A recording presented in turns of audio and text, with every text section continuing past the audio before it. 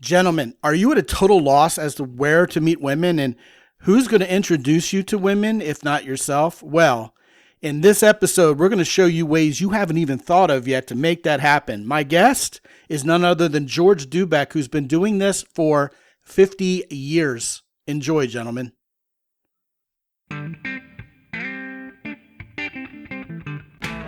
Live from the mist-enshrouded mountaintop fortress that is X and Y Communications headquarters, you're listening to the world-famous Mountaintop Podcast. And now, here's your host, Scott McKay. All right, gentlemen, how's it going? This is your main man, Scott McKay, coming at you again with another episode of the world-famous Mountaintop Podcast. Gentlemen, today we're going to get you out from behind your computer and out in the real world, meeting some women. And this is a topic that I was very, very thrilled to put on the table for you guys. And I got to tell you, I think we found exactly the right guest. His name is George Dubeck. He's from Boca Raton, Florida. And we're going to talk about this and we're going to hash it out. And you're going to have everything you need to know about how to use your personal network as kind of your personal matchmaking implementation. It's pretty cool. Before we dive in, I want to remind you guys that the Mountaintop Summit is our Facebook group. And if you guys aren't on it, you should be. We're having a great conversation. The website is mountaintoppodcast.com. And I'm basically at Scott McKay, SCOTMCKAY, on just about every social media platform out there. If you haven't checked out Substack, then definitely do that. Also, if you guys, if you're looking to watch this show literally on video, we have been doing video podcasts for some time now. You don't have to be just tethered to your listening device. You can now also watch. That's on YouTube and all that good stuff's there for you. If you want to find us on Instagram, that is where I'm at Real Scott McKay, not just Scott McKay. I didn't get there early enough to snag my own name, so be it. But enough about me. What we're going to do is we're going to introduce you to our guest, George Dubeck from Florida. George, how's it going, man? Hey, great. Glad to be on your show, Scott. I'm here to basically provide some good advice, tips, strategies, and maybe provide some really good nuggets that people can use in their lives to be more successful. Yeah, love it, man. Love where you're coming from. I love the promise that you're making to these guys, and I think we should dive right in. You have something that you call referral matchmaking. Right. And you developed this over decades. Background, Scott, from 1985 to 1992. My wife and I ran the largest singles network in South Florida called the Find a Mate Singles Network. We had over 10,000 people before online dating, before computers, and we had courses at all the local colleges, all up and down South Florida. We had singles dances, cruises, we had all kinds of events, and we used to teach the course on how to find a mate using referral matchmaking. And actually, Scott, that's how I found my wife of 46 years using this technique. You know, we talk about the new school being the old school. The online dating apps and sites basically have killed the golden goose. They got greedy. They started concerning themselves more with addicting everybody to their platform than actually pairing people off. People are now wise to that. Plus AI has taken over and, you know, people's profiles are fake. People's pictures are enhanced. Even the quote unquote beautiful people don't even know who they're going to be sitting in front of if they venture to use an online dating app nowadays. So people are shying away from that. It's certainly not their go-to anymore. And people are starving to be social again. People are being social again out there in the real world. So, you know, short of meeting someone at work, which, you know, can be no bueno sometimes because, you know, the HR department's going to come after you if you flirt at work, right? Or, you know, some other means of just cold approaching pickup artistry, you know, going to a grocery store and, you know, asking a woman how she chooses avocados or something. You're advocating that our best bet is what has indeed always been our best bet, which is taking the referral of people we actually know and having them introduce us. And, being a connector is a great thing in the business world. And I know you don't just talk about dating and relationships, but, I have people come on my show all the time and I end up saying, you should meet this other person I've had on as a guest. You two would get along famously, and away they go. And people who are connectors are beloved by their social circle. And indeed, people pay that forward to other people. And then they also come back to you and introduce you to people because they return the favor. So this is all along the wavelength of what you're talking about, right? This idea of what's always worked will still work if we just give it half a chance, right? Yeah, well, and also it has an element of there's more accountability, because when somebody introduces you to somebody in their network, that person feels more responsibility to act right, to be a more honorable person. You meet somebody online, they don't have to act anyway. They could be a predator or whatever. But So true. So just to give you that story on how this works, it worked for me. This is 1979, okay? I had a three-piece white suit, black shirt, gold chains, big sideburns. I had a Smokey and a Bandit Firebird. I was a great disco dancer. So, Scott, I had all the dates I wanted. The problem was It sounds like you had John Travolta. What's that? And it sounded like you had John Travolta and Burt Reynolds all rolled up into one persona. Yeah, that was my life. Hot stuff. Yeah. But we used to have discos back in the day.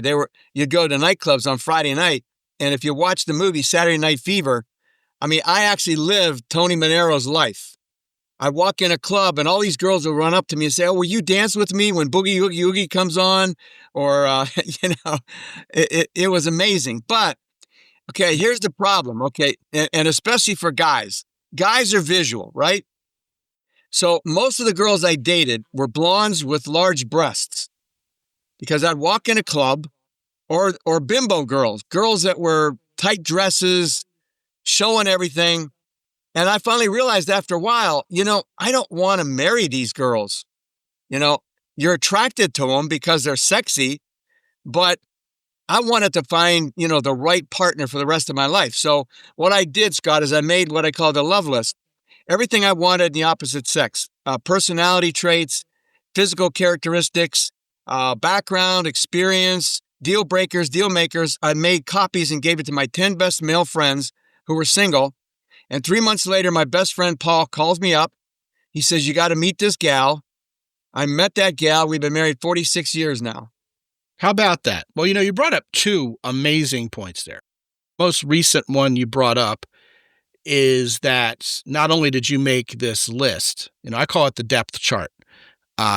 You come up with 10 dimensions of what you're looking for in a woman. I've had guys who are engineers come up with like 85 of them and break them down that way. But the least complicated, less messy way is to come up with 10 traits you're really looking for in this human being you'd like to spend the rest of your life with someday. And then you can grade a woman like a term paper, because you can make each one 1 through 10. And then you can make a list of all the women you're socializing with and how they rank. And what this does is, first of all, it lets you quantify something that's very subjective. I can be dating this pretty Latina, this brown-eyed blondie, and this redhead, and they all look great. I can't really decide which one of them is more attractive to me, but I can quantify how good they are for me long-term, and vice versa, how high quality the connection is. And then what you've done is you said, "Hey, hand this thing out. Don't keep it private." And, I'm amazed a little bit by that, because I actually had a guy up at a university in New England get publicly canceled by his college newspaper because a bunch of women found out he had this list. And I don't see anything wrong with having this list. Women come to dates with check boxes all the time. But for some reason, this was really sexist and horrible, probably because he took the women's soccer team and ranked all of them. That's probably what got him in trouble. But you're taking this dimension. You're taking this whole thing further by adding a dimension of handing this out to your friends and saying, "Help me, man, help me." And I think that's amazing. Well, the thing is, Scott, that's phase one. But phase two, and I always would teach people, you got to take this serious like a business, okay? Love, sex, and romance doesn't work. The hot chicks and having great. In fact, another phrase I use: a good date does not make a good mate. You can have Kissing lots of don't fun, last, you can cooking travel, do. You can go out, you can do all this stuff, but then you get married and life hits, and all of a sudden that fun date is no longer a fun date; it's your mate. Yeah, the honeymoon period is over. Right. But people don't seem to understand it's going to be over. Well, I want to talk about that. But again, you mentioned something else that I think shouldn't be just water under the bridge. You mentioned the accountability of the process that you're advocating, which, is nothing new. What is new is you're actually bringing it back to the forefront. Everybody's talking about the next big thing. How can I use my smartphone nowadays? And, I'm raising my right hand, literally, if you're watching. I agree with that, but you're talking about old school networking through friends, neighbors, acquaintances, etc. The accountability is also tied to the person doing the recommendation. Because if they send you in the wrong direction, then you're going to blame them. You're going to be upset with them. So they know if they're recommending someone to you, they're going to be on the hook for it also.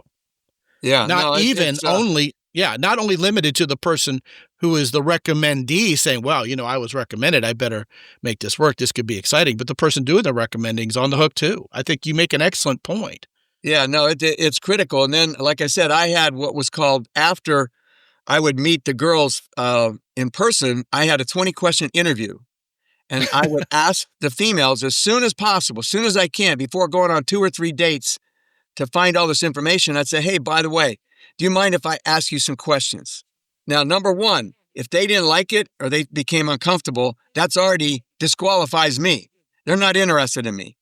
That's irritating them. And it's like, I don't want to tell this guy stuff. Any woman that answered my questions I knew had some interest in me because they're willing to answer my questions. So anyway, my present wife was the only female during that whole process that ever answered all the questions to my satisfaction. In fact, Scott, I remember looking at her and I said, you would make somebody a good wife someday. And I walked away and I go, yeah, for me. So it was like, because it was shocking that she did answer everything the way I would like to have a woman answer. She had the physical, she had the personality, we had chemistry, and then she answered all the questions. So it just lined up. Yeah, I think the chemistry has to be there before the question and answer routine starts. You got to have, chemistry is a very strange thing. I mean, it has to do with the touch of the skin, the smell of a person, the way they walk, the way they talk. In fact, I was attracted back in the day, Scott, to many girls that on a scale of 1 to 10 might have been a 5. But I don't know, when I was around them, there was some kind of a weird chemistry. Like they just did it for you. Yeah. And I was around beautiful Playboy bunny girls, and it was like, they didn't do anything for me. They looked great, but it wasn't happening. They just weren't your type. Yeah, whatever. And I wasn't their type. They weren't my type, Yeah, chemistry really is interesting. I did a master class on that for my guys not too long ago. It seems like chemistry is one of those things we have a really hard time defining, yet we know it when we see it. And that's frustrating because when it's not there, it's game over. I mean, you're not going to have a romantic relationship. We did a study on it, Scott, and there's things like I said. Do you know that even the rate of speech between two people, if one people's a fast talker and the other one's a slow talker, they're going to clash. So even the wavelength of your speech and the way you communicate, like I said, the smell. Some people, like some women, like their scent would just like drive you crazy. The touch of their skin. I remember some girls, I would touch their skin and I'd get electrical shocks run up through my body. So again, it's hard to define it. Yeah, a lot of that is scientific, by the way. Oh yeah. The scent, or even what you're detecting that you don't realize you smell at the olfactory level, the pheromones are all designed to either give you a white flag or a red flag. A white flag is surrendering, right? What's the opposite of a red flag? Maybe a checkered flag, right? Green flag. Green means go, right? You know what? That's a good question. I never thought of that. What's the opposite of a red flag? I don't know. Right. Yeah, exactly. Either a red flag from a biological perspective, like you're going to make ugly, deformed babies or something, relative to, you two are genetically compatible. That's actually a real thing. Yeah.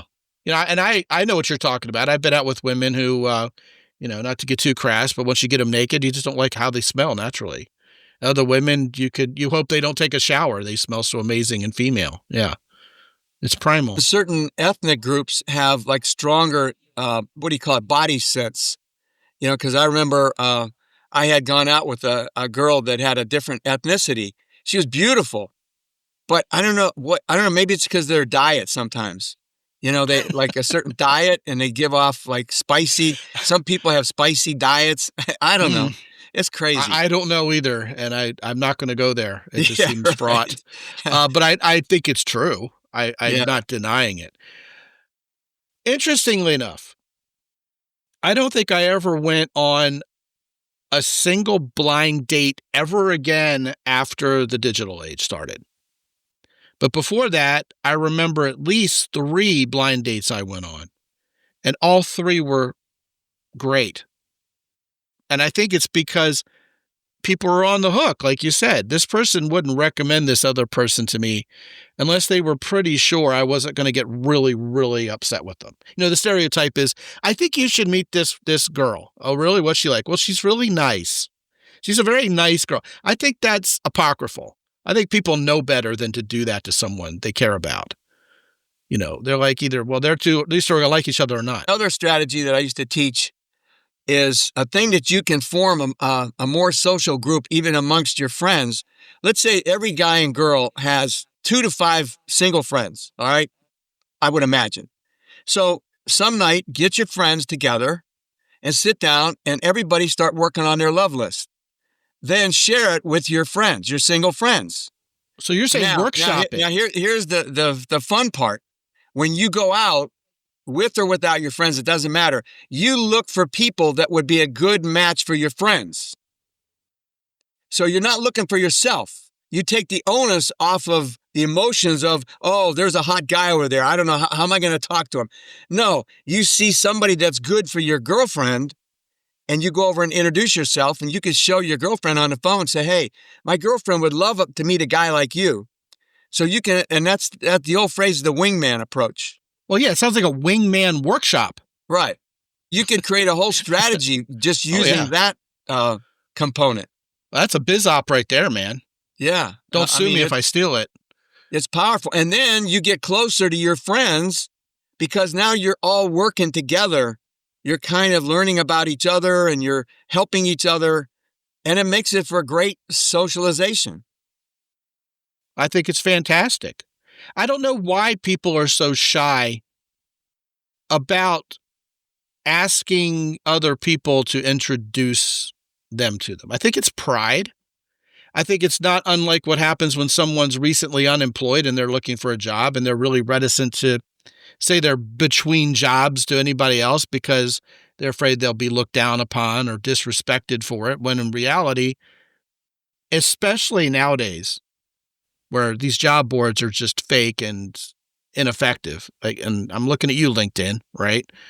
Indeed has already been nailed for leaving old job recs up there that have already been filled. And then these crazy things where you're interviewed by AI 6 times before you get to a human person, or, take this quiz that's going to decide whether you're a good salesperson or not, and the person who actually developed the quiz has half the experience you do, kind of thing.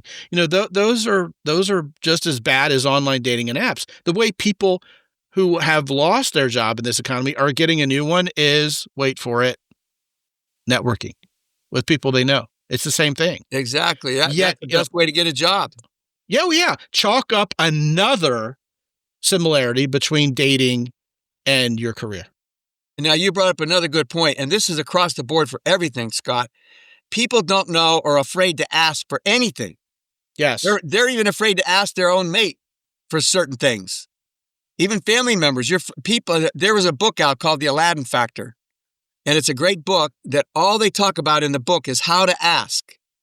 Get in your head. You have to actually, we talked about this earlier off camera, but right. Training is so important. So if you want to be able to ask, you have to kind of train yourself. You have to get in the mode of doing it. Okay, you can't just do it once in a while. So I It's a train new myself habit you to have to ask. form. I ask for everything I could think of. I network and I ask people. What all they can say is no. So what? Yeah, and they won't say yes until you ask them. I'll tell you one of my favorite stories. I was a young engineer at General Motors, and I went with this older sales guy. We went up to Detroit on a business trip. And I was young, wet behind the ears. And this guy said, he says, watch me. We went to this nightclub one night, and he went from gal to gal to gal at the bar, went up to him, told him that he had a room here at the hotel. And I watched him go from girl to girl to girl till finally, after about the eighth one, she was like smiling and boom, they went up to the room. So you got to ask. Just ask. The first 3 or 4 you ask are going to say no, but maybe the 5th or 6th or 7th. Well, that kind of flies in the face of the long-term approach you're advocating. But I guess when you're young, dumb, and full of cum, that's a good plan. Right. That's the real direct, hardcore punch approach. But well, yeah, as we all know, most men are horrified of women. They're not only just horrified of being rejected because of their egos, but they're horrified they're going to bother women nowadays. As if women don't even want to be talked to. The other thing, Scott, back in the day when my wife and I ran the big singles network, I used to have guys that were very successful, good-looking guys, running companies, hiring and firing people. They would hire me back in the day to take them to nightclubs, and I would show them how to approach women. It used to amaze me. I'm going, I said, look at you. I said, you got everything going for you, and you can't go up and approach a woman. So I would pick a woman out in a club. I'd say, okay, pick somebody out. And they would watch me, and they were amazed. They go, "How did you do that?" I said, "Just practice.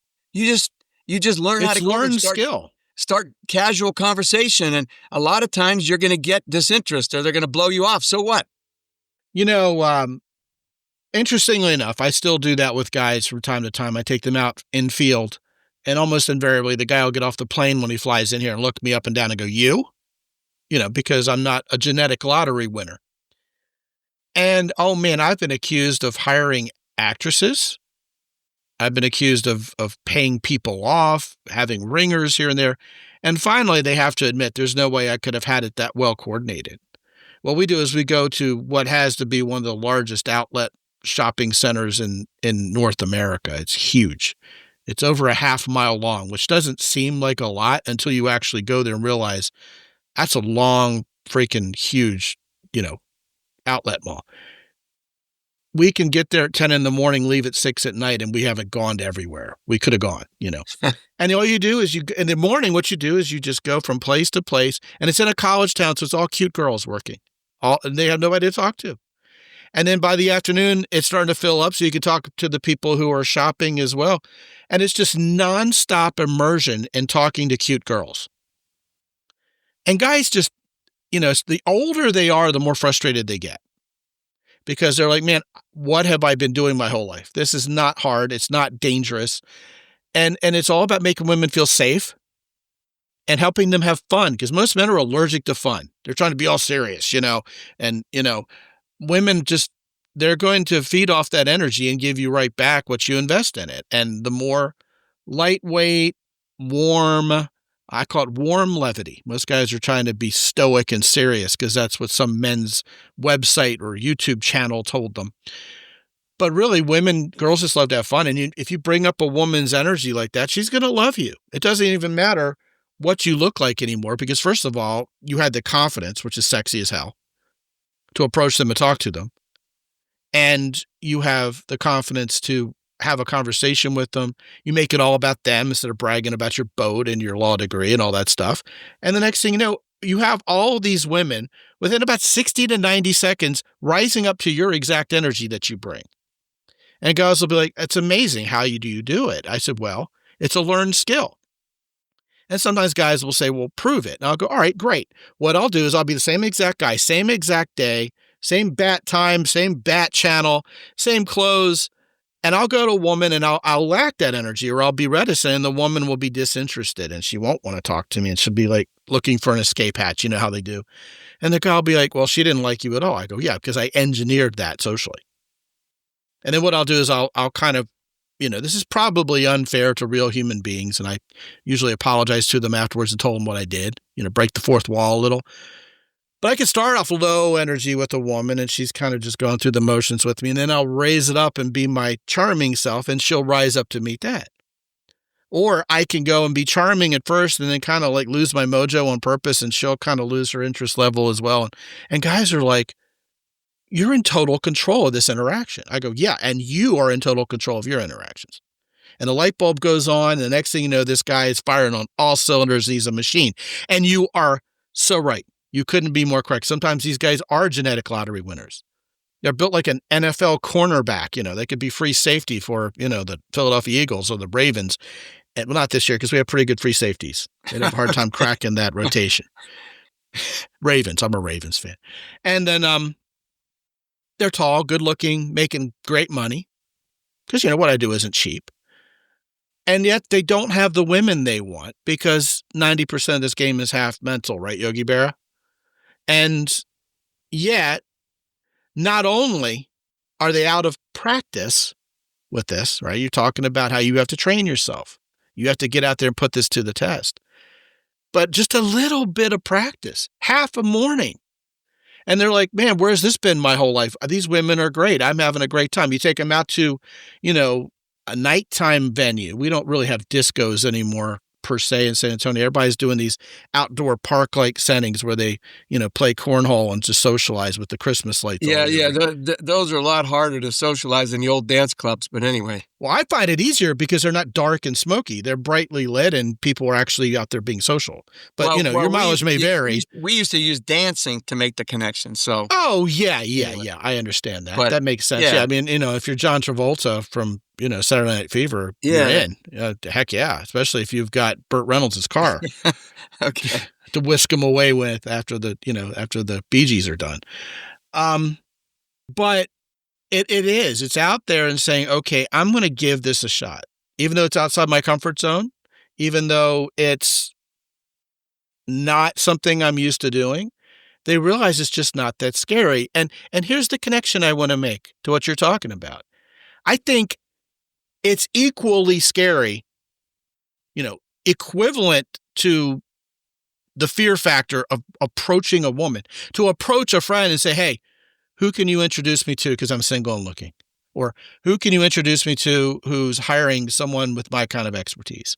There's some humility in there.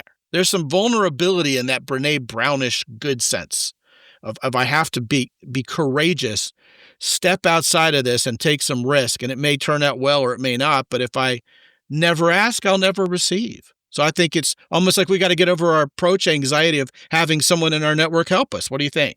Oh, yeah, definitely. And back in the day, Scott, back in the disco days, my friends and I, I'd pick one of my friends, we'd go into the disco, and I'd say, you go to the left, I'll go to the right, and let's meet back in 20 minutes and see who gets the most phone numbers. We didn't even care about the women. It was like we were practicing, what does it take to get a girl's phone number? And it was amazing. I mean, in other words, it's training. You were training yourself to be able to talk to them, to get their sense of humor, And one of my favorite approaches, and this is hilarious, but I'd walk up to a gal with a big smile, and I'd look at her and I'd say, hey, what do you think of me so far? I mean, it's amazing what you get out of that because they have to come up with an answer. Sometimes it looks like they're sucking on a lemon. And it's like, oh my God, it's like, who is this guy? But it's amazing. The girls that liked me would always touch me. They would lean over and it was like they wanted to assure me, oh yeah, I think you're a nice looking guy, and they would smile and they'd tilt their head. So you could read the woman. You didn't have to go through the whole process. You could read them within seconds. Yeah, you know what? I have something I call the half step that I tell guys about. And I think we're getting a little bit off track here, but these guys eat this stuff up, so I'm not worried about it. The half step is for guys who, okay, they've gotten over the fear. They've summoned the boldness to go talk to a woman, but now it's time to get her number or find out what her interest level is, as the dear departed Doc Love, my friend, would have always talked about. And they don't want to ask her out because that could equal a rejection. I go, well, instead of diving into the swimming pool, you could just stick your toe in the water. And they're like, well, how do you do that? I go, well, I call it the half step. It's halfway to the full step of saying, hey, let's go out on a date. And I have them do kind of the mirror image of what you just suggested. I say to the guys, ask her, why do I find you so interesting? What is it about you that I find so intriguing? And you let her answer. And if she goes, well, actually, I'm not all that intriguing, and really my friends are over here and I'm done with you. There you go. That's everything you needed to know. Have a nice night. Salute, right? But if she starts selling you on all her traits, if she starts pitching herself to you, well, because I'm so cute and feminine and I'm adorable and I make great sandwiches, well, then, hey, there you go. She's in. It's same general psychological principle. Yeah. Yeah. Well, one other part of the equation that most guys don't understand, and even females, is persistence. One of my favorite stories is one night at a disco, I approached this beautiful girl. She was talking to a couple other girls. I asked her to dance, and she went like, get away. 2 weeks later, at a party, same girl. My friend brings me over, introduces me to her. She was all over me. And I looked at her and I said, hey, do you remember 2 weeks ago I met you at the club? And she goes, no. Circumstantial. So it's a venue change. So if you keep persisting, the first time, it doesn't necessarily mean that's the end time. You can go back to the same girl later and ask her again. I would qualify that by saying you can't keep begging the same girl over and over again when she's clearly not interested. That's unless there's a reason that's above and beyond who you are. Like the famous example is Michael Jordan's wife, who he divorced a couple decades later, but who eventually married him, famously rejected him because she didn't want to date some arrogant NBA guy. Well, that's not about him. That's about her perception of what he does. He changes that perception. He gets there. If you've seen the movie Hidden Figures, which is about the African-American ladies who helped the moonshot at NASA happen.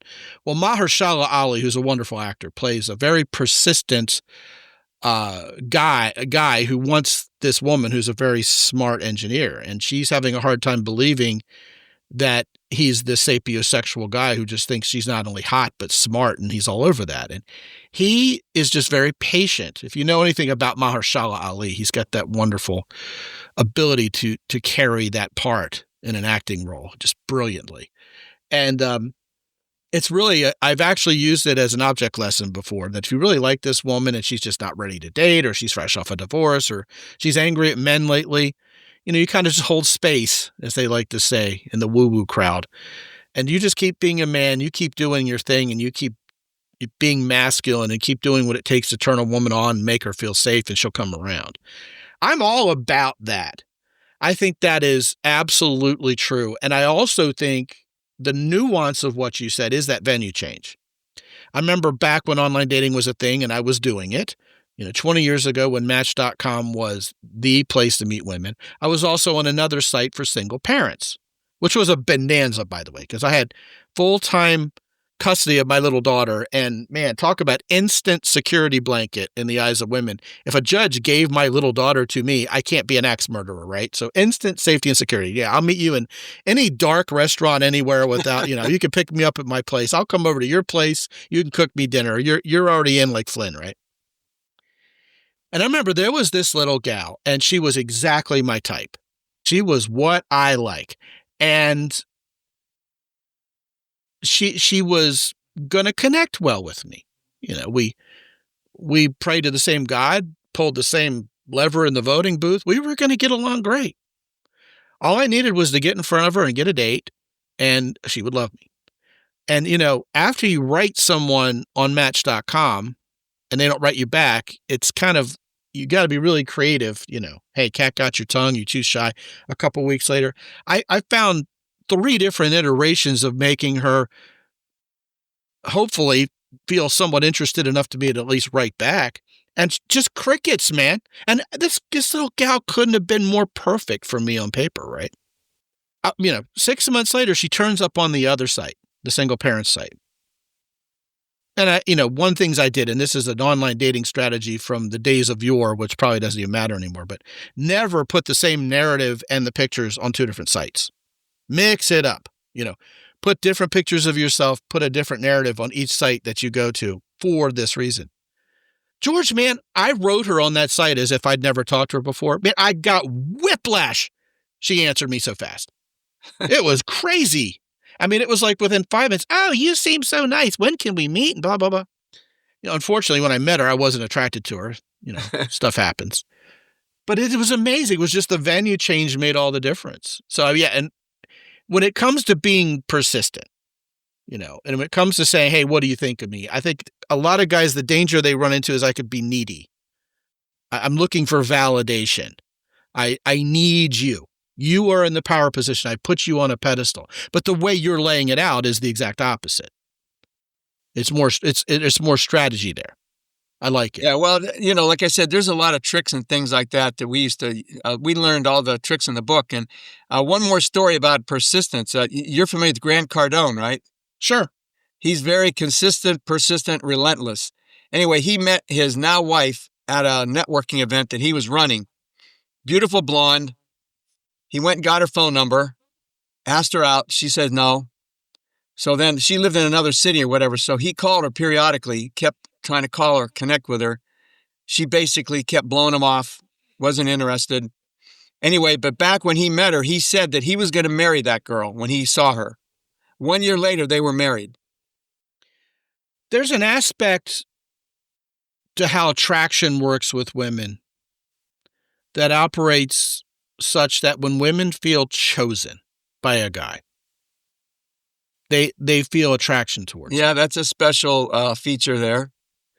Now, the caveat is if this is a desperate, needy guy who's going around choosing anything that can fog a mirror, not so much. But when she sees him as a man of value, obviously he could date some other chick. He could get a date. He's not desperate for female attention. And, guys, these are all things we can work on. This is all self-work that all of us as men need to do. 95% of us aren't genetic lottery winners. It's all learned skill. So this isn't something that only special guys in some good positive way can do. But if you have options with women, you're not coming off desperate or needy, and you choose a woman. You say, you're exactly what I like. I like you. Even on the first date, just to announce that you actually like this person. You can sometimes watch a woman go, oh, and the tension is cut through right there, like a hot knife through butter. But so many guys are playing keep away, going, oh, I have to put up this stoic front that I don't know if I'm liking her or not, because I don't want the power position to be given away. I don't want her to steal my power from me. But the poor girl's on the other side of the table not knowing where she stands with you. But it takes a certain kind of guy in a certain situation with the right woman to say, you know what, I'm done here. I like you. I did that with my wife. When I met my wife, both of us were going on plenty of dates. Both of us were obviously able to get a date. But man, by the time we were done the first date, it's like, all right, I like you. I want more of you. And a week later, I said, I don't think I need other women at all anymore. I think you and I should just hang out with each other from now on. She goes, oh, great. I completely agree. It was all these people talk about chasing. Stop chasing women. Have them chase you instead. I know people have built their entire brand around that. Nobody should be chasing anybody. And this is the kind of thing, going back to the networking. See what I did there? When someone knows you, they know the type of person you are, and they know the person they're setting you up with. They know instinctively these are the two kinds of people who will choose each other if they just have a chance to meet. You know what I'm saying? Yeah. No, it's, one other thing that I realized about the whole dating and mating thing is, once you connect with that person, there's 4 things that are critical. You got to have the chemistry, you got to have the intellect, the communication skills, you got to be in the same wavelength, have the same basic likes and dislikes. You just have to get each other. It just feels like what you kind of said. You both feel it. It's like a flow. You can't put your finger on it. It's just like you said. I don't want to go out with any other women, man. You fulfill everything that I'm looking for, so to speak. And that's kind of what happens. Yeah. Well, I actually have 10 dimensions of chemistry. I'm not going to go through them right now. It's in the masterclass, guys, August 2025 in the catalog. But I think you can define chemistry, and I think there's dimensions of it. And the more of those check boxes you can knock out with a woman, the more the fireworks are going to fly. People who were comedy teams, famously the three guys who do Top Gear in the UK, it's a bunch of dudes and they have chemistry. Chemistry is what makes that show unable to be replicated in other markets. They've tried it a couple times in the United States, but the three hosts they put together just don't have the chemistry of those three guys in the UK. Yeah, Right. Chemistry is not only just for male females. It's for business partners. It's for accomplishing different tasks. I call that performative chemistry. And you know what's interesting? Performative chemistry is actually one of the dimensions that can help you with women. My wife and I actually have performative chemistry together. We do a podcast together that, we finish each other's sentences. We do great karaoke duets together. I mean, we can bring the house down with Paradise by the Dashboard Light by Meatloaf, doing that duet together. And it's funny because I joked to someone years ago, if I could ever find a woman who would do that duet with me, I'd marry her. But it turns out it's just one of many reasons why my wife is my honey.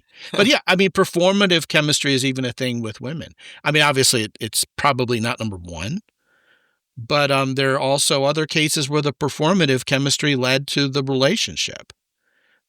Terry Fader. Just like my wife and I, we basically, we operated 2 or 3 businesses together. We worked together and it was like great. We never had arguments. It was just like a perfect, chemistry we had working a business together and being married. Yeah.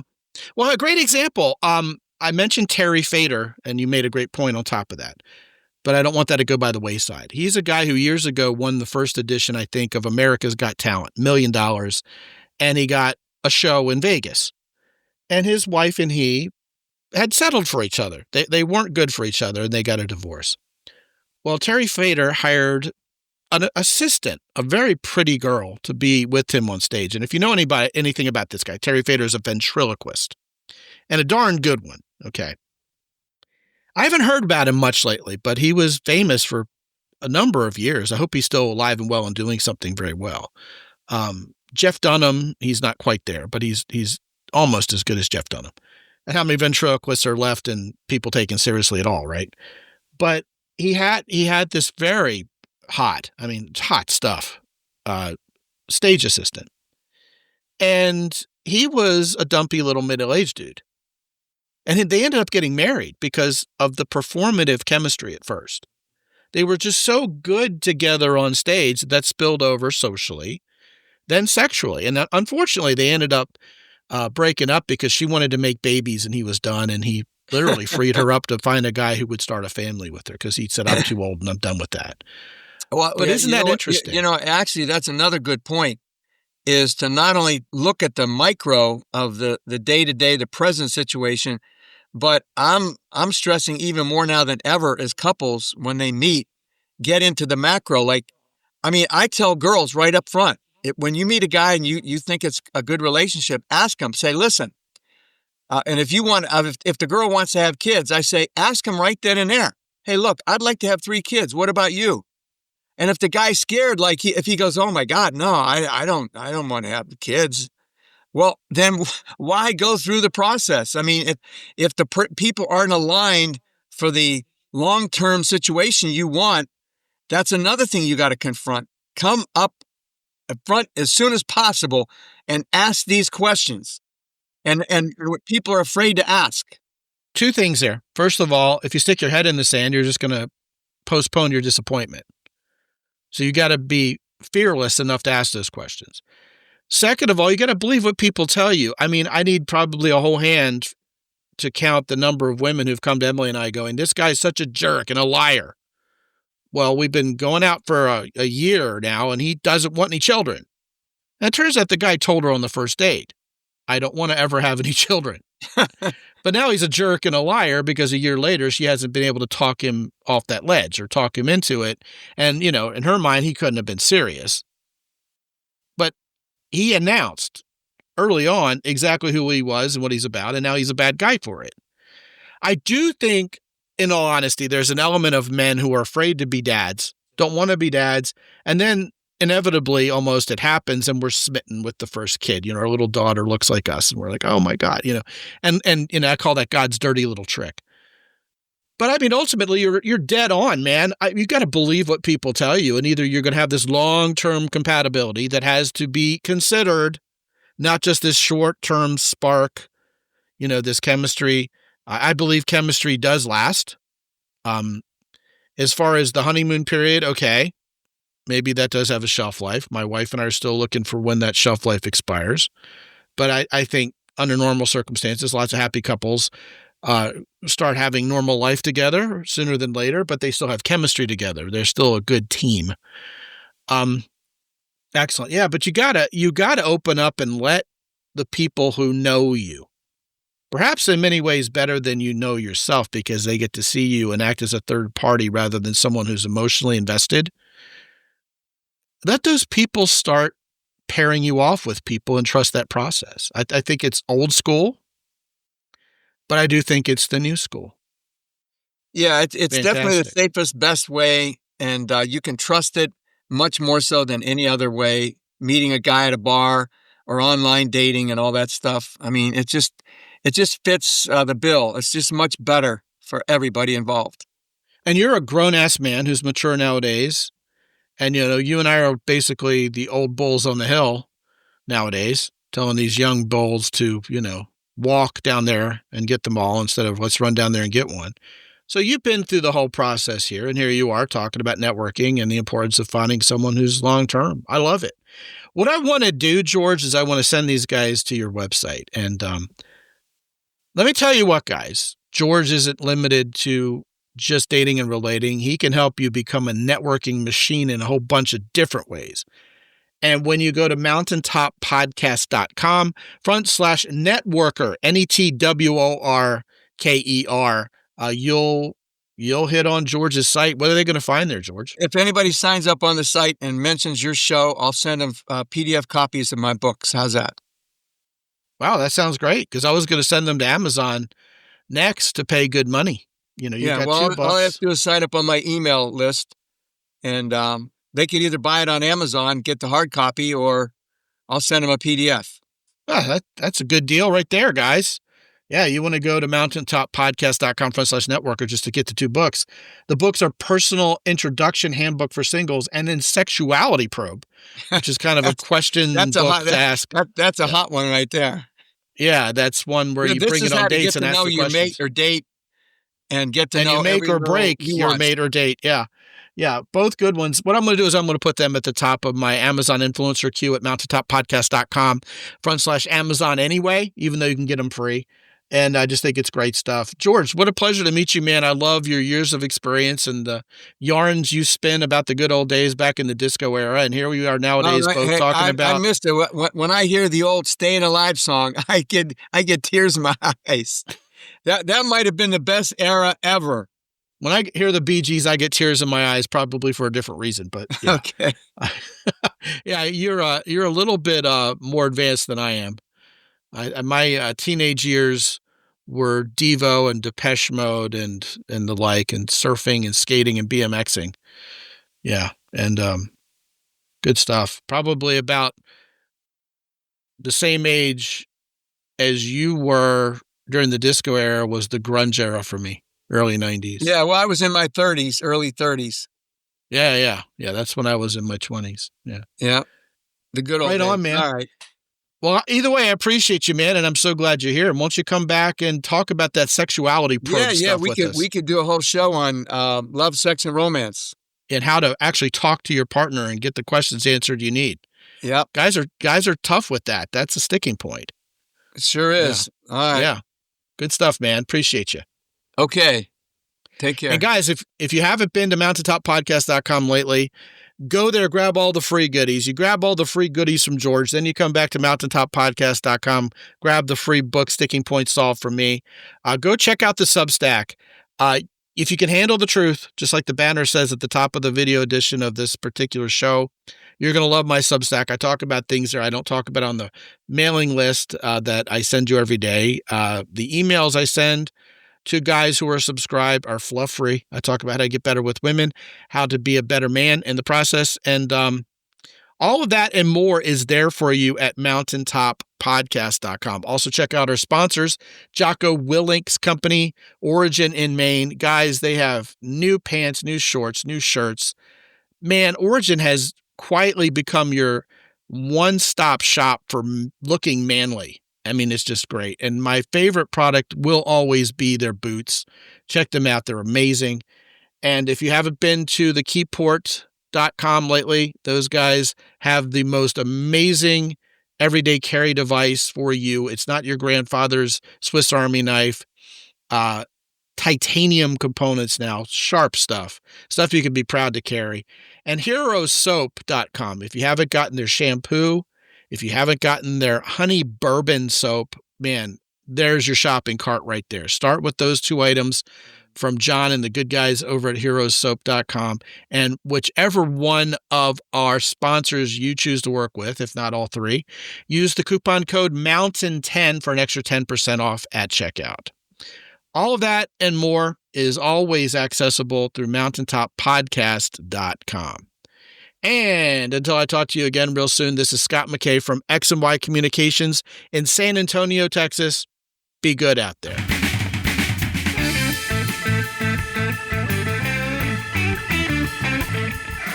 The Mountaintop Podcast is produced by X&Y Communications. All rights reserved worldwide. Be sure to visit www.mountaintoppodcast.com for show notes. And while you're there, sign up for the free X&Y Communications newsletter for men. This is Ed Roy Odom speaking for the Mountaintop Podcast.